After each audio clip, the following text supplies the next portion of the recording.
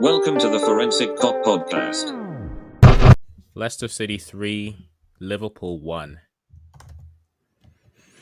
Yeah, I mean, it is what it is. In terms of the game, it feels like deja vu all over again. Not really any other way to say it. Again, we had more shots at net, less shots on net. And I keep coming back to, and I'm getting tired of saying it. I really, truly, honestly don't feel like we have a defensive problem because we're not letting in goals, but we are not generating enough chances, like high quality chances, and the ones we're getting are just, we're not putting them away. So, I mean, I feel like I've said that the last many games, and that's exactly what happened today. I think we do have both a defensive and an offensive problem. We control the ball partly because our opposition allows us to, also partly because we do still retain some of the rhythm from previous seasons of just being able to control a game. But I agree, our offense is just not creating enough clear-cut chances, and the few that we do create, they're not putting them away. They're not clinical enough. And our defense, it's not a coincidence when you concede on so few opportunities and when you give the opposition better chances than we create. Well, there is something that comes down to the defense, and when you're playing without a defender, I mean, it's clear, right, that's an issue. So, I mean, yes and no. At the end of the day, we're not giving up a whole ton of goals. I mean, think back to last week against Man City. We gave up 1 goal as a team, and Alisson gave up 3. So, he's allowed to make a weird play, weird mistake. So that was his, his big mistake of the season. Hopefully today he kind of duplicated that at 2-1, at 1-1, gave up the second goal, and that kind of shot it for the third as well. Why not? But I mean, up to that point, were they getting some chances? Sure. But again, I mean, like the one that Vardy put off the bar, that one could have come back for an offside. The goal that they did score, that one could have been a very close offside too. Like, these are very close calls, and sometimes it does come down to a little bit of luck. So, which is also to say, our goal, there was quite a bit of luck. That ball bounced in just the right way to get to Firmino, and he made, one of his little flicks, which honestly I wish he would just stop doing and play good fundamentals, but whatever. So he made a flick, and Salah actually got a ball on net. So, I mean, it worked out great, but there was some luck involved in that. For Leicester, I don't know. I mean, you can argue luck, but frankly, when you're losing the ball at the edge of the box and you go down, that's the smart play. Play for the penalty shot, play for the free kick, and we simply don't do that enough. I think, to me, that's a big part of it. So, if Van Dijk and Gomez were playing, would we be conceding the goals that we've been conceding the past 10 games? Let's just put aside chances and stats and luck and the fact that our offense is not scoring. If we had Van Dijk and Gomez in our defense, would we be conceding these goals? Probably not. I can't think of specific goals that we would not be conceding. So, as an example, the one that Vardy put off the bar, against Van Dijk and Gomez, he doesn't get that shot off. So, right, to your point, yes, but and then also, even what Alisson was doing with Van Dijk and Gomez, he doesn't do those things, right? I'm not saying it's the other defender's fault, but there is a knockoff effect to changing your defensive partnership every other game, right? So I our thought issues about are not this. just up front; it's at the back as well. So I agree. Our issues at the back are causing our midfield to be weakened. Right. I guess what I'm saying is, even with the weakened defense, weakened midfield, if Salah and Mane would be putting away their early chances in these games, we would not be where we are right now. Okay, so let me ask a question. Let me ask another question. If you had a choice between take out any two of Sadio Mane, Mo Salah, and Roberto Firmino, and then bring back Van Dijk and Gomez, and then replace the front two with Minamino and Origi or whoever, right? Done. Done. Right. Or Not even a question. And you know what? I would give you a better one. If you told me right now, Salah, Firmino, and Mane all go down, and we get Origi, Minamino, and Shaq in there, I'd be like, all right, let's do it. Because you know what? At some point, no, but you're it's not just understanding not the point of working. okay, so I understand the point of what you're saying. What I'm trying to get at is it's a horrible analogy because I'd get rid of the front three right now anyway. It doesn't matter what option you'd give me. I think we need something else in there right now. how about if we had some the same way that we bought Ben Davies from Preston? What if we bought somebody from Division 3 and put him up front, but we had Van Dijk or Gomez? Would you rather that, or would you rather have Jota and some other people who are quality finishers, and then Henderson and Joe Blow at the back? So that becomes a different question. Jota changes everything because Jota is clearly, knows his role, knows what he does, and does it well. He knows how to finish. The front three doesn't know how to finish. I mean, there's no other way to put it. 15 shots, 4 on target's not going to cut it, and 1 goal. You can't score 1 goal on 15 shots. So I think I hear what you're saying, and to back up kind of your point, I think the easiest way to do it is simply look at Man City last year. Forget Liverpool last year. Look at Man City. They dropped off 20 points from the year before because they lost Laporte and had to put Fernandinho in the back. And that changed everything they did so much. They went from a 100-point team to an 80-point team, 82 or whatever they ended up with. So obviously losing that important a player at the back, huge deal. And I totally get that. And I don't disagree with you on that point. What I'm saying is when we're looking at the game right now for us, the games that we have been looking at, I just feel like if we could consistently put away those early chances, I feel like we wouldn't be in this position right now. I feel like we're not scoring a lot, and we are blowing golden opportunities. Like look at the one that Salah had earlier, where God knows, I don't know even what he was doing with it, where the ball was coming over the top, and he had a great run, or the one that Mane had. Yeah. Like those.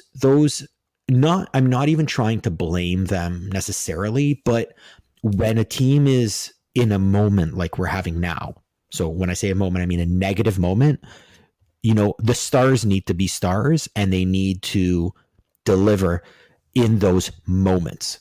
Like if Salah finishes that early one, or Mane finishes his early chance, this is a totally different game. So that's what I used to believe a few months ago. Now with this team, I'm not even sure about that anymore, because the fact that we took the lead in the 60th or whatever minute, or 70th minute, normally, and also especially the way we were playing, I would say, job done, because I don't see how this team or Leicester comes back in this game, because we've completely controlled them and we're ahead as well, right? Just like the West Brom game at home a couple months ago. Now with this team though, I don't trust them to be defensively solid enough to not allow silliness to bring the other team back into the game. So yes, I agree that our front three do need to be more clinical, and sometimes if we score early, it ends up being another Crystal Palace score. But I think we've pushed them for far too long. There was a stat that I saw Jamie Carragher post on Sky Sports, and he was just showing how comparatively this front three has played together for far much longer than most other high-scoring front threes in EPL history. And there is a natural drop-off. It isn't that they don't get along, but you can only play with each other for so long, and at some point you have to disrupt it. And I think Klopp knew that, which is why they were looking for Timo Werner, or they ended up getting Diogo Jota. So I don't want to be too hard on them, because the front three has run its course. So I think our real issues are at the back, because even if we had Van Dijk and Gomez, I still think we'd be able to nick a lot of these. We would have turned a lot of these losses into 1-0 victories. or at least ties. So I agree. This game today with Van Dijk and Gomez at the back, we win that game 1-0. I would agree with that. And I'll tell you the honest truth now, and this is going to sound super harsh, but this was my feeling watching the game. It was, again, you are right about the front three.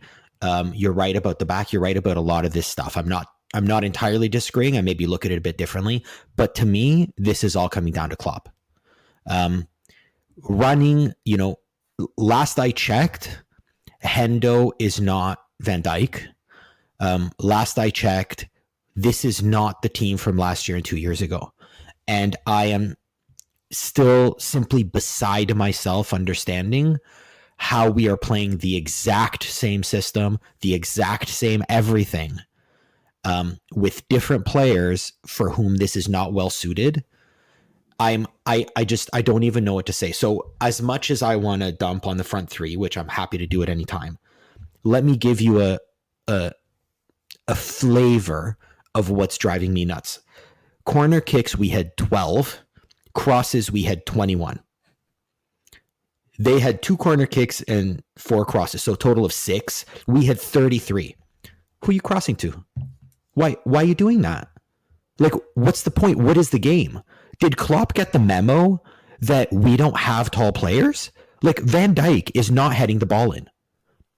Like, the front three are not, like, Firmino's not out jumping anybody anymore. Like, these tactics need to change. And at the back, a high line with Hendo and Kabak, which we'll get to his debut. Like, what does that do? They're not going to outrun Vardy. I was watching them play that high line, and I'm simply not understanding. Like, if it's a foot race from the middle and Van Dijk and Gomez are there, Van Dijk and Gomez are winning it. That's the right strategy. But with the players we have, we need to switch something up. So I think, yeah, and we've talked about this, and I agree. I did agree that the previous times we spoke about this, and to an extent, I do agree. But I'm starting to get a revelation from Man City, and also something that I heard Michael Owen, ironically, mention as a pundit. The best coaches in the world, yes, they can make in-game tactical changes, but for the most part, they have a system and they stick with it, no matter what, because it's something they believe in. And if you told Klopp, okay, so this season, all these things will happen, go back to heavy metal football, and then come third or second, right? Maybe come first, or you know what, keep playing your to your strengths, and then next season you can reinforce. You'll get Van Dijk, Gomez, and everybody else back, and then you just pick up where you left. He'd probably go for the latter. Not that I agree or disagree with him. And with Pep, we can even see, because last season when they dropped off, I was just wondering why he's just so calm about it. And he didn't panic in that. He didn't try to just throw everything out and rebuild. He just made the tactical change that he thought was best to allow his team to continue playing the way that he wants them to play. This season, they went and bought defenders. At the start of the season, when all the other teams were huffing and puffing, scoring 6 goals, conceding 20, scoring 5, scoring 2 there, he just concentrated on his defense and continuing to be effective up front. And he knew it's a long season, and he's outsmarted everybody this season, right? Obviously, he has the resources to back that up. So but my point is for Klopp. So I would have probably done a few things differently, because we did have an opportunity to win the league playing helter-skelter. But I understand and I can respect and appreciate that Klopp clearly knows a lot more about managing a football team than you and I do.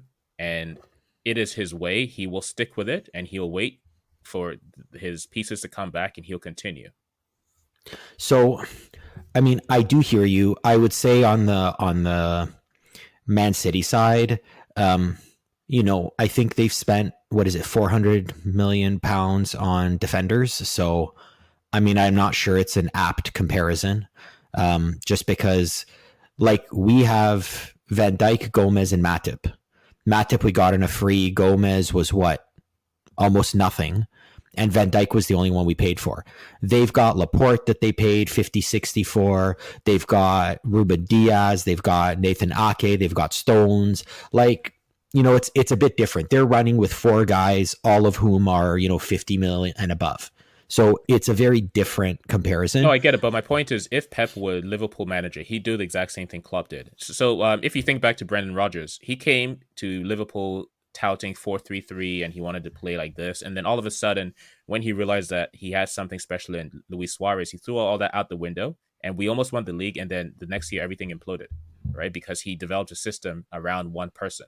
You take that person out and it's gone, right? And then he lost his job, right? So Klopp, he's built a system that is not just is not just reliant on a particular area, or it's the sum of all its parts. And this is just a complete freak year that anything that could have happened with VAR, injuries, COVID, no fans, everything that could have gone wrong went wrong.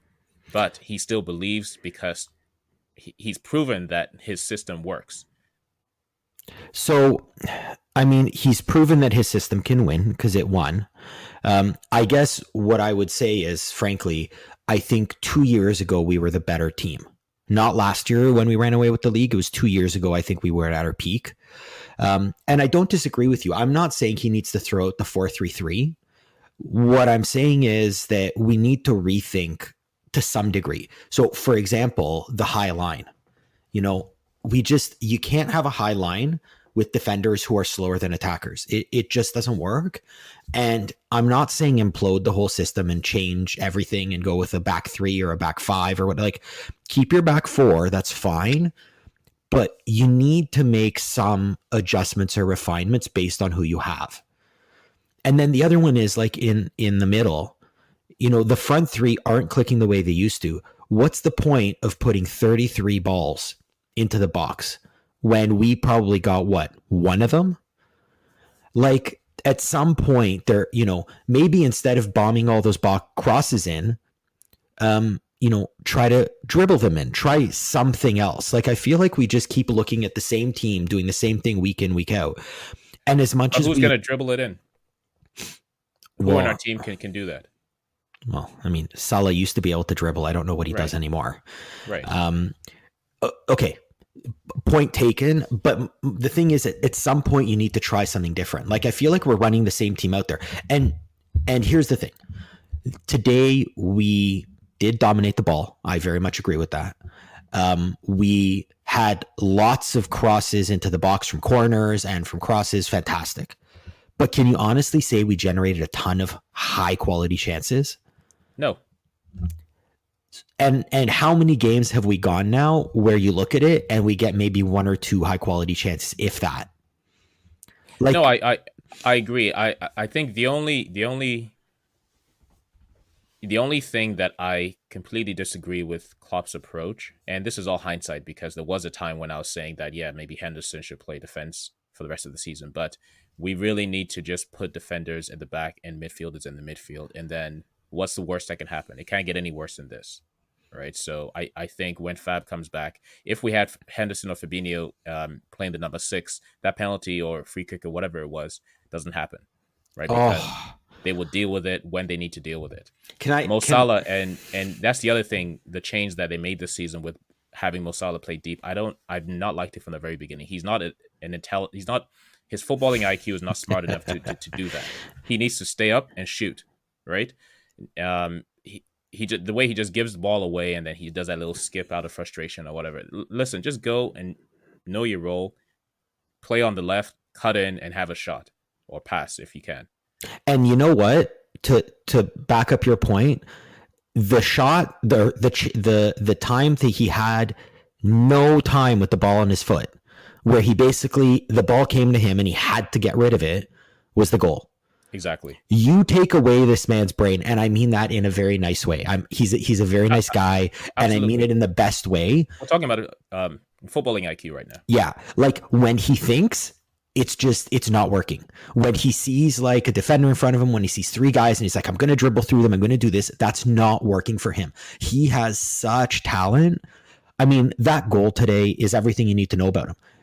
I don't even know if he looked at where he was shooting it. He just saw the ball coming and knew he had to get rid of it because he had no time on it. Right. And that's the type of thing he needs to focus on, which I don't think he's focused enough on. He's doing a lot of, trying to dribble through three guys, which isn't working. So I agree with you. The other side, I mean, on the defense, I'm with you at this point. Fabinho at the back, we've talked about it. He gives up a lot of fouls. He gives up penalty shots. It's not his game. He's clearly not ideally suited for that role. Hendo, we need him in the midfield. I think he's doing a passable job. There were times I noticed he was a bit out of position. Yeah. But frankly, take two guys, and I know this Ben Davies guy from Preston is not the best in the world, but you know what? He's a defender. Right. Right? Like at some point, a defender who's average or below average is going to be better than a not defender who's above average. Right. And then you now put an average person in midfield to replace the good defender that you the good midfielder that you're now putting in defense to make an average defense. I mean, you don't play Genie for your, 8,000th game in a row and expect him to do everything under the sun. That's clearly just not. We're like, Genie needs a break. To your point, to your point earlier in terms of Klopp changing, one thing that I think that he has missed the boat on is this was a good opportunity for him to move Trent into the midfield because we need more bodies in midfield, and Trent is not doing anything at right back, and put Nico Williams there. He's giving it away. Exactly. It's something. I mean, it's not what we want, but it's something. Yeah, and this would have been a good season to do that. Well, I mean, the difficulty now is we're fighting for top 4. So he's going to play his starters all the way out. See, that'll be a mistake because the way the season has gone and how everybody else is playing, we can afford to lose even a couple more games and we'll still be in for a shout come April, May, right? So he needs to give these guys a rest. Yeah, I mean, I totally agree with that. Look at Tottenham today. They lost convincingly. They're not making it anywhere. Nothing against Aston Villa, Everton, or West Ham, but let's be serious. And Chelsea is bound to lose many games along the way. So, although that's the main concern. I'm more concerned with Chelsea than I am Leicester and Manchester United, even though that sounds crazy. Oh, I mean, all of them Chelsea are going to be losing games. Chelsea now have a proper manager, and they have players coming out of, they have quality in every position, and they have a proper manager who's no nonsense. So I can see them putting together a good string. Leicester and Manchester United will drop. They'll drop. But I mean, at the end of the day, this season, us making it top 4 has nothing to do with any of those other teams. We need to start winning, and we need to start, getting this ship righted. And frankly, we can't keep playing the same thing. I at this point don't even care what Klopp changes. Just change something, because what did we have? We had 62% of the ball today. Actually felt like more, but we had 62%. Who cares? I don't even pay attention to that. So the only thing I pay attention is what I'm watching, and we did well. It felt like we were pushing them around, especially in the first half. But we finished the first half with no goals, so it doesn't really matter what we did. We need to legitimately think. I think they were saying we went 40 minutes without a shot on net before our goal. What's the point? You have the ball. You have ownership of the ball. You're quote unquote bossing them around, and you can't even get a shot on net. Something needs to change with that. One thing I am tired of is VAR. Although, what the interesting part is, when I saw the penalty call for that they ended up getting a free kick, I keep coming back to this is not the football that I know, because in the olden days, 10, 20 years ago, say 20 years ago, if it was a soft penalty, if it was a soft foul on the corner of the box, no referee would signal for a penalty. Even if it was in the box, they'd be like, take it out of the box. They're not giving you a penalty for that. And this guy, it was outside the box and it was soft. I mean, let's be honest, that was soft. Yeah. And he points straight to the box, and I'm like, even the commentators were blown away that he pointed to the box. They're like, it was outside of the box. Like, it's just bad. Like, I don't have any other word. It's just bad. And again, I'm not advocating here, but in the first half when Salah went down in the box, it was not a penalty. But if you're going to give it for that play for Leicester, you have to give it to Salah too. If you're giving soft penalties, then give soft penalties. Don't give one without the other. I'm actually tired of talking about it, to be honest. The penalties and the calls, I know. Yeah. The one thing I will say is, in a funny way, I was more confident in them having the penalty than the free kick, because that is such a dangerous position, and we don't, especially without proper defenders. I knew we'd try some offside line thing, and one thing that Leicester do have is they do have quality deliveries. So I was kind of concerned about that free kick. The thing with the free kick is we only put 2 guys on the wall. I know. I was watching that and I'm like, what's that defending against? Yeah. Like, a wall of 2 guys is maybe from like 35 feet out. It's a token wall. Because what else are the guys going to do? Stand around? Like, right. From that position, if you don't put up a 5-man wall, they can play it along the ground. At least make them put it in the air. Exactly. And when it comes along the ground, Lord knows where it's going to go. So, and of course, he was onside by an armpit. Whatever. It was a heel. Whatever. It's where they draw the lines from in AutoCAD. Like, it is what it is. What did you think of Kabak in his first game? I thought he was tentative, which I suppose is understandable. You could tell that system is extremely important to this team and the way Klopp puts them out. So it's clear that he was instructed to just play the easy pass. There were moments in the second half where he was beginning to come into himself, going for runs and playing with a little bit more freedom.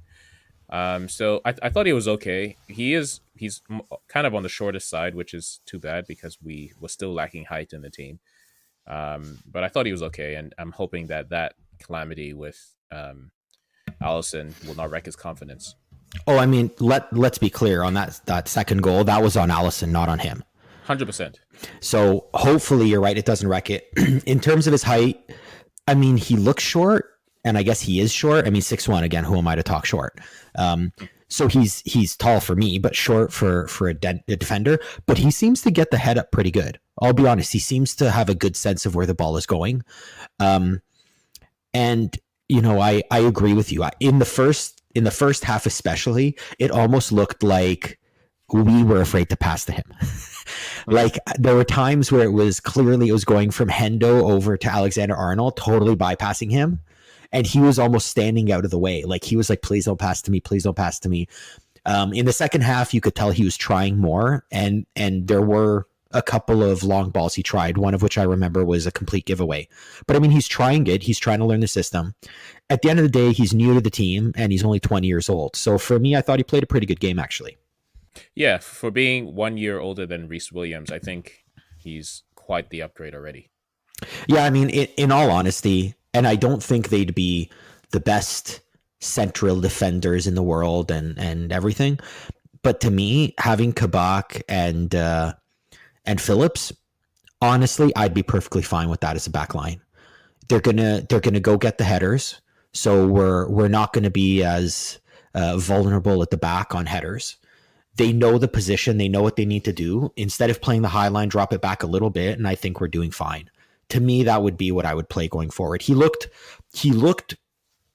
okay, which isn't bad for your very first game in a new team at 20 years old. And all we need right now is okay. Yeah, all we need right now is okay. And frankly, we need okay and consistency. We just need a consistent partnership. I think, isn't this like our 18th partnership or something of the season? Like that, yeah. So honestly, Phillips and Kabak, I didn't enter the season dreaming of this as a partnership at the back, but I would actually be fine running out the rest of the season with that. And you know what? In all honesty, we're not playing Man City again. We're not playing Leicester again. When we're playing some of the other teams, when we're playing the Burnleys, the Newcastles, the Fulham, those guys are going to live off of set plays, right? They're not really going to be dominating the ball or anything like that. It's going to be, they're going to try for set plays. Have real central defenders there who know you don't give up a foul in those positions and who can go up and get the ball if need be. And I just feel like we need to get back to like a properly structured football club. Yeah. Any performances that stood out, man of the match material? God, I don't know. Was there anything? I mean, I don't want to give it to Firmino for his flick because I don't want to encourage that. I want solid fundamentals. Mane and Salah both had chances I thought these should have done better with. I don't know. Thiago seems to be definitely doing better when he's put further forward. I know he was a defensive midfielder, I think, with Bayern, but he's definitely not in the mold that we need for that position here. I don't know, maybe Genie, which I can't believe I'm saying, but he was consistent. He fought for the ball. He did what he was supposed to. Maybe Genie. Yeah, I'd probably go with Mane. You really thought Mane? Only because he's one person that I was not extremely irritated with watching the game. He's lost his scoring touch. There's something that's missing. Perhaps there's something else going on outside of football. I'm not sure, but there's something that's completely off with him. However, he still has that tenacity. When he still gives it every game. Yeah, he will beat a man and put in a cross or a low shot or whatever. It's just that nobody else is stepping up in his absence. So I'll agree with you. He fights on every possession. He does beat his man, not with regularity, but he's doing it often enough. But I mean, what does he do? He beats his man. He meets another man. He has to put in the middle for nobody. Exactly, and that's the issue. So I can see that. In terms of Alisson, his mistake. Again, I think it comes back to what you were saying, which is he doesn't trust this defensive partnership. He doesn't know Kabak, so he wasn't. He should have let it go, or he should have called it more forcefully. I don't know exactly what the mix-up was, but that feels like a bit of a disconnect between the keeper and the defender. And again, when you're on your 18th partnership or whatever we've had now, that's kind of to be expected. Yeah. Even if he didn't make the call, he should have at least seen that his defender was going for a header. So I'm not sure. It didn't look like he was looking at the ball himself. It looked like he should have seen what was in front of him. So yeah, that was just a very odd rush of blood. I assume it still has something to do with last week, is maybe still in his head, and he's trying to, I don't know, do something to compensate. But unfortunately, it is what it is. Hopefully, the team can kind of get it back together. This wasn't a great game. We played well. I'll be honest, I'm with you. When it was 1-0, I really thought, hey, we can pull this out. Wasn't expecting to give up 3 goals in 7 minutes. But, that's kind of what it turned into. So I guess we move on. The next game is against Leipzig. So hopefully we can, put together a good performance, because that's Champions League, and those games we can't afford to lose. We definitely need to make it out of the round of 16 this time. For more stories, analysis, and articles, go to theforensichook.com website.